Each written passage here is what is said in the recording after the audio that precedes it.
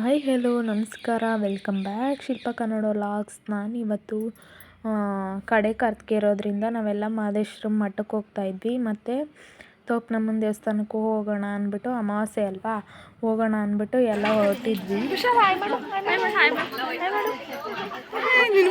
ದೇವಸ್ಥಾನಕ್ಕೆ ಬಂದ್ವಿ. ಅಷ್ಟಾಗಿ ರಶ್ ಇರಲಿಲ್ಲ. ನಾವು 11:45 ಅನ್ನೋಂಗೆ ಹೋದ್ವಿ. ಸೊ ರಶ್ ಇರಲಿಲ್ಲ. ದೇವ್ರ ದರ್ಶನವೂ ಚೆನ್ನಾಗಾಯಿತು. ಮತ್ತು ಮಧ್ಯಾಹ್ನ ಆಯ್ತಾ ತುಂಬಾ ಜನ ಇರ್ತಾರೆ.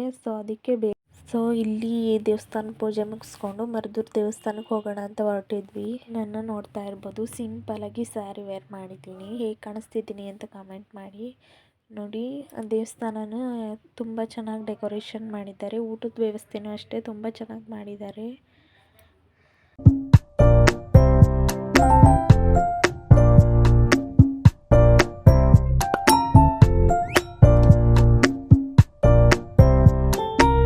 ವೆದರು ಅಷ್ಟೇ ತುಂಬಾ ಕೂಲಾಗಿ ಚೆನ್ನಾಗಿತ್ತು. ನೋಡ್ತಾ ಇರ್ಬೋದು ವಾತಾವರಣ ಎಷ್ಟು ಚೆನ್ನಾಗಿದೆ ಅಂತ.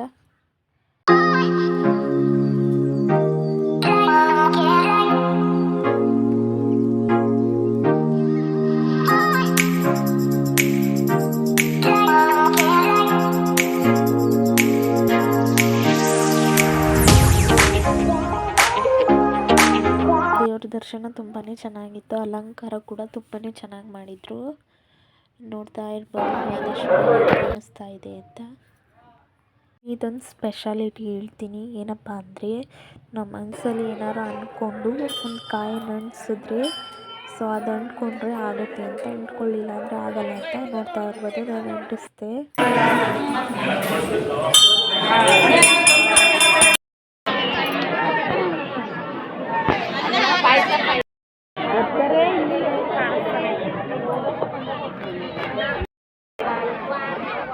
ಕರ್ಪೂರ ಹಸ ತನಕ ಯಾರು ಊಟ ಮಾಡಬಾರ್ದು. ಮೊದಲನೇ ಪಂಕ್ತಿ ಊಟ ಬಿಡ್ತಾರದು.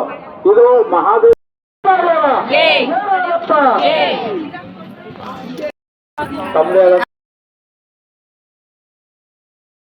ಊಟ ಎಲ್ಲ ಮಾಡಿಕೊಂಡು ತೋಪನಮ್ಮ ದೇವಸ್ಥಾನಕ್ಕೆ ಬಂದ್ವಿ. ನೋಡ್ತಾ ಇರ್ಬೋದು ಊಟಕ್ಕೆ ತುಂಬಾ ಕ್ಯೂ ಇತ್ತು. ಮತ್ತು ಪೂಜೆಗೂ ಅಷ್ಟೇ ಸಖತ್ ರಶ್ ಇತ್ತು. ಜನ ನೋಡ್ತಾ ಇರ್ಬೋದು ಎಷ್ಟು ಜನ ಇದ್ದಾರೆ ಅಂದ್ಬಿಟ್ಟು.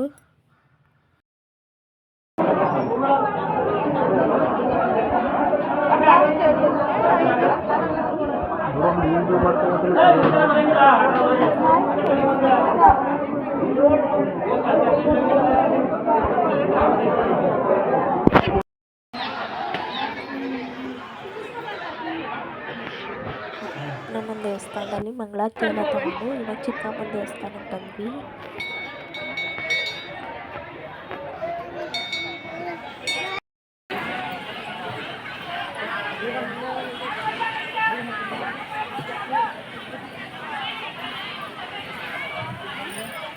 ಎರಡೂ ದೇವ್ರ ದರ್ಶನವೂ ತುಂಬಾ ಚೆನ್ನಾಗಾಯಿತು. ಸೊ ಇವಾಗ ಮನೆಗೆ ಹೋಗೋಣ ಅಂತ ಹೊರಟ್ವಿ. ನನ್ನ ವಿಡಿಯೋ ಇಷ್ಟ ಆದಲ್ಲಿ ಲೈಕ್ ಮಾಡಿ, ಶೇರ್ ಮಾಡಿ, ಕಮೆಂಟ್ ಮಾಡಿ ಆ್ಯಂಡ್ ಸಬ್ಸ್ಕ್ರೈಬ್ ಮಾಡಿ. Thank you for watching.